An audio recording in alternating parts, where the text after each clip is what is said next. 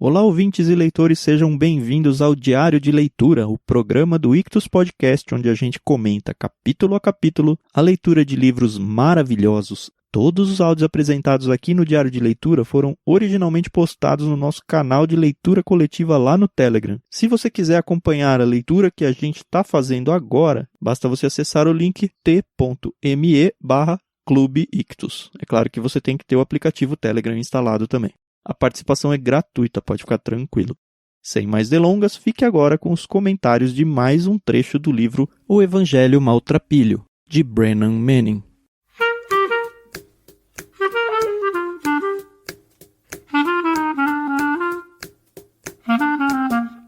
Bom dia, Carol. Tudo bem? Bom dia, Thiago. Tudo bem, graças a Deus. E você? Tudo jóia. É mais um capítulo que a gente chegou aqui, capítulo 9. Eu acho que ele vai meio prático mesmo até o fim do livro, pelo menos tá com essa cara.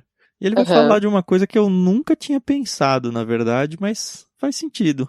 O tal do segundo chamado, né, que é o título do capítulo. Sim, sim. Ele defende a ideia que as pessoas entre 30 e 60 anos, normalmente, elas experimentam o que ele chamou de segunda jornada, e mais pra frente ele concentra um pouco mais no tal de segundo chamado, mas a gente vai chegar lá.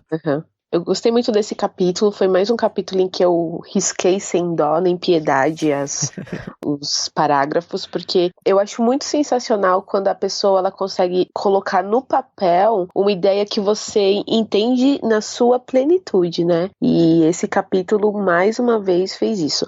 Sabe, no início do livro, eu tava sentindo uma certa dificuldade de conseguir engatar na leitura, no sentido de ai, meu Deus, eu tô achando isso muito complexo. Mas agora, acho que essa segunda semana, o Sr. Brennan Manning, ele nos mostrou porque esse livro mudou a vida do Burjac. Porque que livro legal, né? Muito legal. Ele ficou mais simples, né, o livro. Eu não acho que foi a gente que amadureceu no livro e ele ficou, tipo, a complexidade intelectual do livro ficou igual. Eu acho que ela foi mais pesada mesmo no começo e depois ela foi ficando mais leve. Nossa, é verdade. Mas é isso aí. Então, vamos começar explicando o que ele disse essa segunda jornada, segundo chamado, enfim. Pela jornada, eu acho que ele não amarrou isso à questão do cristianismo ainda. É só uma questão de o que estou fazendo na minha vida. Ele diz que as pessoas dentro dos 30 e 60, normalmente elas têm um momento chave onde elas vão falar: o que eu estou fazendo da minha vida?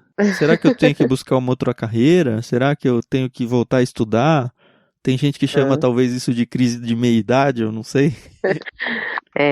Eu acho muito legal, né? Porque a gente tá bem nessa época, né? Na verdade, eu acho que eu me encontrei profissionalmente falando agora. Então, eu tô com 30 anos e eu tô numa fase muito boa da minha vida profissional. Não necessariamente ganhando o dinheiro que eu gostaria de ganhar, mas tá tudo bem. Mas é Isso não é interessante, tudo. porque o próprio autor fala que tem vários casos de pessoas super bem-sucedidas na carreira que simplesmente olham e falam: cara, eu gastei minha vida inteira nisso, será que é isso que eu tenho que fazer?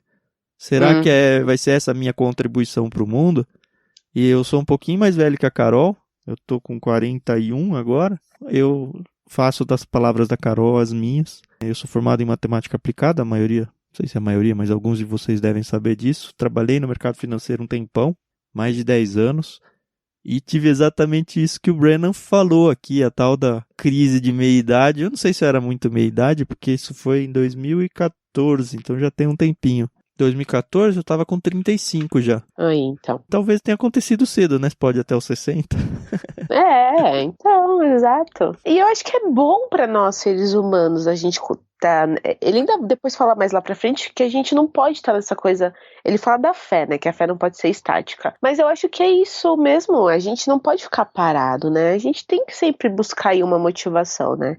E aí ele fala que a frase da segunda jornada é essa: o que vamos fazer do resto da nossa vida, né? Eu acho muito bonita aquelas pessoas que na adolescência já descobre a sua paixão e consegue levar pro resto da vida e tá sempre feliz. O meu marido é assim, ele descobriu a paixão pela hotelaria, ele era adolescente e ele é muito feliz trabalhando nisso e que lindo, sabe? Mas não acontece com todo mundo. Na página 165 ele fala assim: a segunda jornada começa quando percebemos que não podemos viver a tarde da vida de acordo com o programa da manhã. Muito legal isso. Tornamos-nos conscientes de que temos uma porção limitada de tempo para fazer o que realmente importa. E essa consciência ilumina para nós o que realmente importa, o que realmente conta. Eu tô assistindo não, já terminei, né? Maratonei as 2 primeiras temporadas do Cobra Kai. É um seriado lá no Netflix que pegou o tema lá do Karate Kid. E aí tem um episódio em que o Johnny ele encontra um menino, um amigo dele do passado. E ele tá doente, em terminal, assim. E aí eles começam a conversar e... Enfim, o Johnny tá tentando refazer a vida dele, né? Tá bem claro isso. E o amigo dele fala, você tem uma coisa que eu não tenho. O que que é? Aí ele fala, você tem tempo. E a gente não sabe o dia que vai ser a nossa morte mesmo, né? Mas assim, sempre é tempo da gente olhar para a vida e falar, preciso mudar. Seja no contexto de vida, do que eu vou fazer com ela, quanto no contexto cristão, que é o que o Brennan, acho que quis mesmo. O título do capítulo não é a segunda jornada, é o segundo chamado. Então ele prepara aqui a cama para apresentar o que ele chama de segundo chamado. Você realmente aceita a mensagem de que Deus está perdidamente apaixonado por você? E ele pega isso muitas vezes no texto dele, né? Creio que essa pergunta esteja no cerne da nossa habilidade de amadurecer e de crescer espiritualmente. E aí ele faz, então, a mudança de direção aí para o segundo chamado. Eu achei muito legal, né? Porque, assim, esse livro, a gente percebe que ele é para um público já cristão, né? Não dá para pegar esse livro e entregar na mão de uma pessoa que não tenha passado pelo... Um mínimo de experiência dentro do cristianismo aí. Então, esse livro, ele não é para um bebê espiritual, né? Ele já é para uma pessoa que está aí há alguns anos dentro da jornada, né, cristã. Então, eu acho interessante, né, porque quando ele fala dessa coisa de, olha, Deus, ele é perdidamente apaixonado por você, eu acho que é para nos relembrar de que, poxa, eu sou cristão, eu tenho certeza da minha salvação, mas eu não posso esquecer daquele amor, né, eu sei que vai muito daquela coisa de estar apaixonado, sei lá, pelo meu cônjuge, depois com os anos esse amor, ele amadurece, mas aqui nesse caso é não deixar esfriar, né. E aí ele fala que alguns obstáculos que a gente pode ter na nossa vida que fazem com que a gente se esqueça disso, né? Que é a crise na fé, uma crise de esperança e uma crise de amor. Uhum. E ele vai levar esses 3 até o final do capítulo. Gente, é muito gostoso, porque ele trata isso de uma forma, ele não tá dando uma bronca em nós. Pelo contrário, ele mostra como nós somos arrogantes, sabe? Como o nosso cristianismo às vezes nos coloca, ou a gente coloca o nosso cristianismo num patamar que não é assim, entendeu? Então até mais pra frente ele fala lá de novo do filho pródigo, da mulher adúltera, e ele fala, você faria isso? Não, você faria dessa forma, dessa forma e dessa forma. E não é isso que Deus está querendo, não é isso que ele mostra. E, nossa, é verdade, é isso. Pegando aí esse gancho da fé, ele diz assim, perguntando pra gente, né?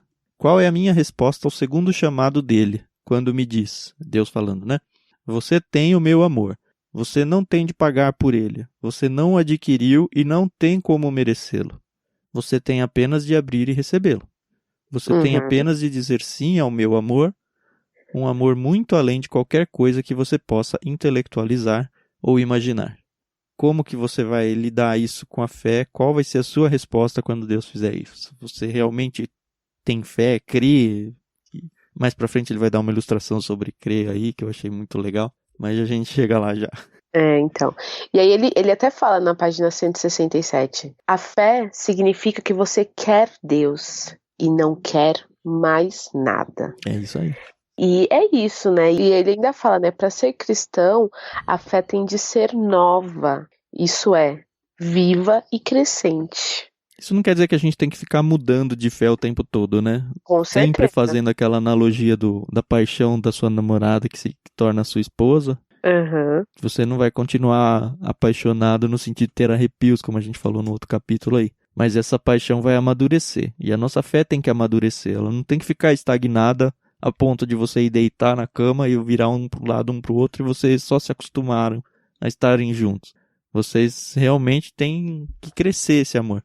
Tem que estar com vontade de estar juntos, né? Ele ainda fala isso. Eu tô morrendo de vontade de estar com você. Eu tô morrendo de vontade de estar com você.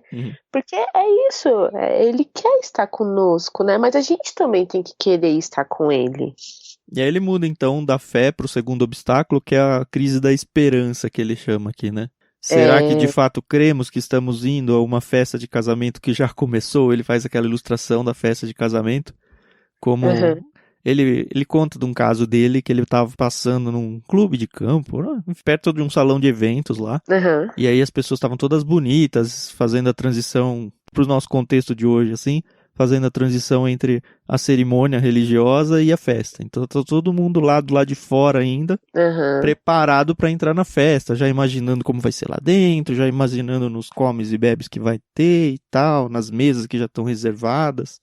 E ninguém tem nenhuma dúvida de que, apesar de eles estarem lá fora, lá dentro tem uma festa de casamento acontecendo. Sim. E aí ele pega esse gancho e até aproveita o fato de que Jesus comparou, né, tudo a um casamento, a uma festa de casamento, tem parábolas falando sobre isso. Como a gente realmente fica aqui hoje do lado de fora pensando, mas e se não tiver uma festa lá dentro? E se não for assim como dizem? E aí é a tal da crise da esperança. Pois é, porque a gente não pode esquecer que, apesar da vida cristã, ela vai nos proporcionar a vida eterna nos céus, não quer dizer que aqui na Terra a gente não vai sofrer, né? Que a gente não vai passar por tristezas e sofrimento. E aí, tanto que ele fala que Jesus, ele não estava nem um pouco confiante de que seria poupado do sofrimento, né? Mas ele estava confiante na promessa de Deus para com ele, de que ele ressuscitaria e que o sacrifício dele seria a porta para nossa salvação, né? Sim. Ele sabia que era necessário, né? Então, era nisso que ele estava depositando a confiança dele, né? Sim, e nós devemos também, né? Com certeza. O Brennan fala, a esperança cristã permanece firme e serena, confiante mesmo diante da câmara de gás, fazendo aqui a lembrança aos judeus, né? Mesmo diante do câncer terminal, que hoje em dia mesmo é coisa praticamente mortal aqui pra gente. Eu achei essa frase muito linda. Por mais séria que creiamos ser a Sexta-feira Santa, estamos confiantes de que o domingo de Páscoa está diante de nós. Eu acho no mais bonito o finalzinho, né? E se morrermos? Jesus também morreu. E se Jesus morreu, cremos que ele agora vive e que viveremos nós também. É essa a nossa esperança. É isso que a gente não pode duvidar de jeito nenhum. E Amém. A gente aqui no meio da caminhada cristã, quando a gente já está na segunda metade da vida aí, vamos pensar assim, a gente se acostuma num cristianismo de instituição e deixa de viver de verdade essa esperança, essa ânsia pelo céu, sabe? Esse vislumbre de, puxa, como vai ser quando chegar lá, sabe? A gente não consegue entender na totalidade, mas a gente sabe que vai ser bom, né? E aí, depois ele vem com o terceiro obstáculo, que é o amor, né? E a gente tem que entender que Deus é amor e ponto final. E a gente não entende isso na totalidade. E aí é onde ele traz a parábola do filho pródigo, né? E ele fala, a ênfase não está na pecaminosidade do filho, mas na generosidade do pai. É isso aí. E aí ele fala, o filho, ele tinha ensaiado todo um discurso, não, eu vou chegar lá no meu pai, vou pedir perdão e vou falar que eu não sou mais nem filho dele, que eu devo ser tratado como um servo e eu vou trabalhar para ele. E quando o pai avista o filho, ele já manda trazerem sandálias e o anel e roupas e comida, porque o pai ama o filho, né? E ele ficou feliz de poder ter o seu filho retornando. E com Deus é a mesma coisa, né? O senso do arrependimento do filho pródigo não é ele chegar e declarar pro pai. É ele ter levantado a bunda dele de lá e ter voltado para casa. Pois é, sim. Foi, acho que o passo dele foi muito maior aí na humilhação dele diante do pai, de ter voltado do que de realmente ter falado com o pai. E aí o pai, que é o nosso pai dos céus, conhece os nossos corações. Ele sabe se nós estamos realmente voltando com um arrependimento genuíno. E é o que o autor aqui, o Brennan, está tentando passar, pelo menos creio eu, né? É que Deus não fica com joguinhos do tipo, você tá arrependido? Então agora fica ali de castigo meia hora pensando e depois eu vou ver se eu vou te perdoar, sabe? Exato. Ele já tem pronto esse perdão, basta que a gente realmente esteja disposto a se reatar com ele. E aí, tanto que tem um outro depois exemplo aqui, em seguida, de Jesus com a mulher adúltera, né? Naquela cena que queriam apedrejar. Uhum. Queriam testar Jesus, né? Ou apedrejavam a mulher, de acordo com a lei de Moisés, ou o que eles fariam, já que os romanos não gostavam dessa coisa de apedrejar. E eu sempre tive muita curiosidade para saber o que Jesus escreveu na areia. Eu já vi uma pregação de alguém dizendo que ele escreveu o pecado das pessoas que estavam ali. Não dá pra Uau. afirmar isso, mas seria muito legal. Pois é uma coisa aí que eu quero descobrir quando a gente chegar nos céus. E aí quando ele fala, ok, então aquele que nunca cometeu nenhum pecado que atire a primeira pedra, como isso foi uma frase que ninguém estava esperando, porque as pessoas podiam ser arrogantes. Eu peco, mas eu não cometi um adultério como essa mulher. Então as pessoas também, elas entendiam a gravidade de que pecado é pecado, né? Sim. E aí quando todo mundo foi embora, Jesus tá com a cabeça baixa, né? Ele diz pra mulher, não restou ninguém aqui pra te condenar? E ela, não, senhor. Ele, então tá bom. Pode ir e não cometa mais esse pecado. E aí, no parágrafo seguinte, o Brennan fala, Jesus não perguntou se ela estava arrependida. Ele não exigiu um firme propósito de reforma moral. Ele não demonstrou preocupação de que ela poderia ir correndo atirar-se de volta nos braços do seu amante. Ela ficou ali e Jesus deu-lhe a absolvição antes que ela pedisse. Óbvio que ele conhecia o coração dela e ele sabia que ela estava... né? Tem que sempre pensar que Jesus é Deus e ele conhecia o coração das pessoas, né? Mas é o que o Thiago falou, a gente falaria, não, fica aí de castigo meia hora pensando no que você fez. Uhum. E com Deus é diferente, né? Desde que haja o arrependimento genuíno, né? É isso aí, mas como eu não sou Deus, eu vou continuar fazendo isso com os meus filhos. Eu também. Porque eles precisam pensar no que eles fizeram, que eles desagradaram a Deus, que eles desobedeceram os pais, tudo isso. Sim, com certeza, mas também quando eles vêm e falam, papai, eu estou arrependido, você fala, ok, filho, que bom, e tem toda a moral, né? Uhum. E aí ele termina falando, além desses 3 obstáculos, que existe uma barreira no amor, né? Que é o medo, né? A gente tem medo de fracassar, né? Na nossa vida de um modo geral, né? Sim, isso remete um pouquinho ao capítulo anterior, né? Que a gente estava falando da questão do medo dos homens, o que as pessoas vão pensar e tal. Por ter esse medo, né? Que a gente acaba produzindo, ele fala, né? Produzimos então milhares de desculpas brilhantes para não fazermos coisa alguma. Pra gente não tentar, pra gente não mudar, pra gente não ir em busca do novo, né? E isso acaba fazendo com que a gente procrastine, né? Uhum. E ele ainda fala aqui, e recai sobre nós o julgamento do grande senhor executor de Mikado, sobre a garota que procrastinava perpetuamente. E aí a frase é, jamais se sentirá a falta dela. Não, jamais se sentirá a falta dela. Porque a gente tem esse medo de fracassar, né? De, poxa, eu não sou uma pessoa bem-sucedida, né? E pelo medo de fracassar, a gente não faz nada. Ele tá uma citação aqui do Goethe. Enquanto permaneceram lutando por alguma coisa, os homens estarão sempre cometendo erros. Mas a ideia é permanecer lutando. A gente vai errar, é certeza. Mas se a gente não fizer nada, nada vai acontecer. É isso aí. Não tem o que fazer. E ele ainda termina a página 175 com a frase que o cristão profundo é o cristão que fracassou e aprendeu a viver com isso, né? Então, fica aí uma lição pra gente, né? E aí ele encerra o capítulo com uma ilustração que tem mais ou menos uma semana que eu ouvi isso, num grupo de estudos bíblicos que a gente participa. Até então eu não tinha nunca ouvido, achei sensacional a diferença entre acreditar em Deus, em dizer acreditar, e a diferença entre confiar em Deus. É a ilustração de um... Assim, pelo que eu entendi, tinha um cara que estava indo meio que desesperado da vida, indo para se matar, se jogar de um precipício, né? Essa parte não tinha na ilustração que eu conhecia. Eu vou até ler esse trechinho aqui que é legal. Talvez estejamos todos na posição do homem na história de Merton Kelsey, que chegou à beira de um abismo. Talvez não tenha ido se matar, não. Enquanto ficava lá pensando o que faria em seguida, talvez sim. O homem surpreendeu-se ao ver uma corda bamba esticada sobre o abismo. E devagar, com segurança, vinha pela corda um acrobata empurrando antes de si um barril com outro artista dentro. Quando chegaram finalmente à terra firme, o acrobata sorriu diante do espanto do homem. — Você não acredita que eu consigo fazer de novo? Perguntou ele. — Mas claro, com certeza acredito que você consegue, respondeu o homem. O acrobata perguntou novamente. E quando a resposta foi a mesma, ele apontou para o barril e disse: — Tudo bem, então entre que eu levo você para o outro lado. É a diferença entre acreditar e confiar, né? A gente Exato. aposta todas as nossas fichas na Bíblia, em Deus, no mundo por vir. E se de fato nada disso acontecer, a gente apostou todas as nossas fichas e perderemos todas as nossas fichas. Mas o verdadeiro cristão é all-in, não tem essa. Eu gostei muito do capítulo 9, porque eu me senti muito arrogante quando eu terminei de ler esse capítulo, porque confiar, a gente fala que a gente confia, né?